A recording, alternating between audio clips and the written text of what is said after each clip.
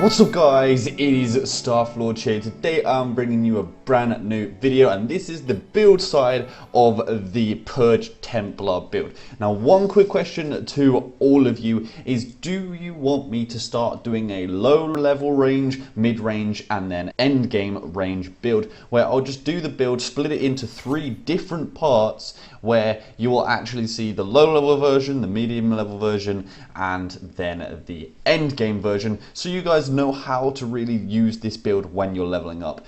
If you do, put a comment below and yeah, just tell me your suggestions on that, guys. Also, if you haven't already seen the community build, guys, go ahead and drop some comments on that so we can get some more comments down and hopefully make some pretty awesome build with that and hopefully keep running that series on. But anyway, guys, let's get into this build I know quite a lot of you are psyched for. So now one thing, it'd be great if I wasn't in combat. Right guys, so now we're out of combat, let's get into the build. This is a level 24/23 build, so once again, high end game. But anyway, let's get into this. First of all, going into the weapon and shield, taking payback strike with the sweet revenge. Then going into turn the bolt, down to lunge and slash with great lunge, also picking up turn the blade. Then we're going to get warrior's resolve and into shield bash with the ring the belt upgrade. Obviously I'll do the explanations at the end of this video. Going into two-handed, which might seem a bit weird, taking block and slash and then going into flow of battle. Once we've done this, we're going into the battle master quickly to pick up a grappling chain with the chains for days upgrade, getting crippling blows, and then into combat roll with the coming through upgrade, because as you guys know, this is such a cool and insane spell. Going into Vanguard really quickly, picking up Warcry with cool to arms, and then going lastly into the Templar tree, picking up Spell Purge with the Spell Shatter for that combo, taking also Champions of the Just, the Last Sacrifice, and then Wrath of Heaven with the Embrace the Light upgrade. And that is it, guys. Now onto the explanation behind this build. Now there are quite a few weird things about this build, mainly the two-handed weaponry and why we've gone to it. We've actually just gone for flow of battle because basically we're using quite a lot of crits in this build, not only to rack up a bit of damage but also mainly to be able to get our combo off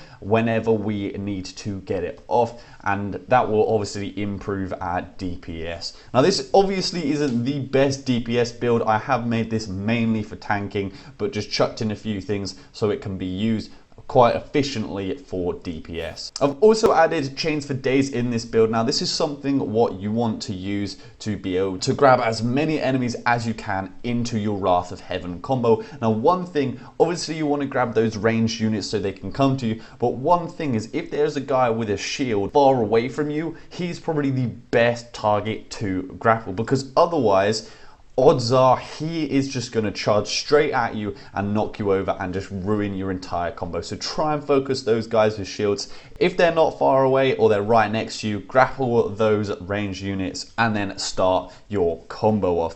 Combat roll, obviously, as always, we are using mainly to get out of CC and reposition, but obviously it's great for damage. Warcry, it's kind of self-explanatory, but one thing you might want to do is try and keep in mind that you want to synergize Warcry with the payback strike, because the upgrade Sweet Revenge means that you stun taunted enemies, so it's great to use Warcry into a payback strike. One thing to note for Shield Bash as well, we're mainly using this as a guard destroyer to be able to absolutely obliterate those enemies. But one thing to note is it's an impact detonator ability. So this will work great if you have a party of something like a mage, where then you can freeze your target and then shield bash them straight after. So this, guys, lets you use this build more viably in a party, as well as lunge and slash being an impact detonator. So one awesome thing with this as well, both lunge and slash and shield bash have a huge distance that they can reach. So really, you don't actually have to be even close to a target that is frozen. You can freeze a target quite far away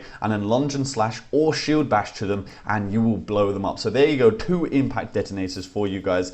And I know quite a lot of you love using some kind of detonator. And lastly, There is the Spell Purge, which is also another detonator, but this is a different type of detonator. Not really sure how you say it. It's probably like Eldritch. I'm not entirely sure. But yeah, it's awesome to have one character with multiple detonators so you can get the most efficient detonate off, because detonates actually have different effects from high effects to low effects based on the CC effect put on the target.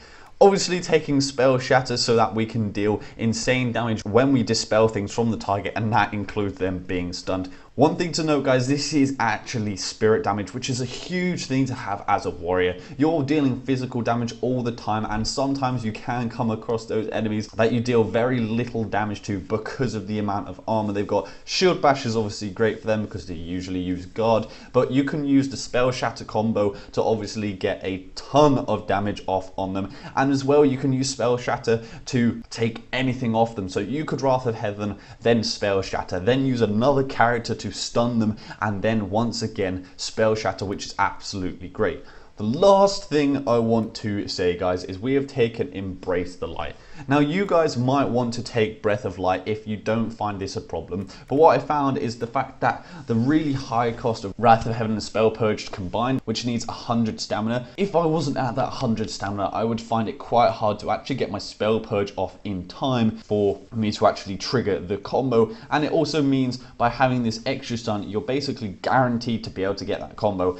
And if you are on high stamina, you might even want to get some extra damage out during that time that they are stunned, because that is precious time. They are stunned, they aren't doing anything, you can get some damage off, and then finally Spell Shatter if you wish. One thing, guys, though, is let's get into the gear. Now, one thing I want to say, although this is obviously a maxed out character, it's quite a strange maxed out character because I'm using medium armor and a basically leather helmet. I believe this is the skirmisher's hat and also the skin that stalks or the skin that strikes. It's basically one of the DLC's armor, and I've just put cunning on that, as well as putting cunning on my helmet, a ton of it, and then putting crit chance on my sword. And that's probably the best way to use this build due to the flow of battle. And that's basically all you particularly need for this build. I hope you guys have enjoyed this build and explanation part for this Purge Templar. Once again, what do you guys think of the low, mid, and end game level build? Because obviously then I can show you kind of like low tier armor, mid tier armor, and high tier armor as well, along with those builds, so you guys know what you can do when you're that low level. Because to be honest, most of my builds are very high level and also sometimes pretty much depend on high level gear. So what do you guys think of me making builds that at the end will depend on that high level gear, but I will show you basically how you can use the build at low level, at mid level, and at low and mid tier gear. What do you guys think? Make sure you comment below, because that would be awesome to know what you guys want and what you think on this, because obviously ultimately these builds are for you guys. I might love using them, but if they're no use to you, what's the point in me making them in essence? But anyway, guys, yeah, leaving you on that note, hope you have enjoyed this. Once again, leave a like, comment below, hit that subscribe button, and I will see you next time.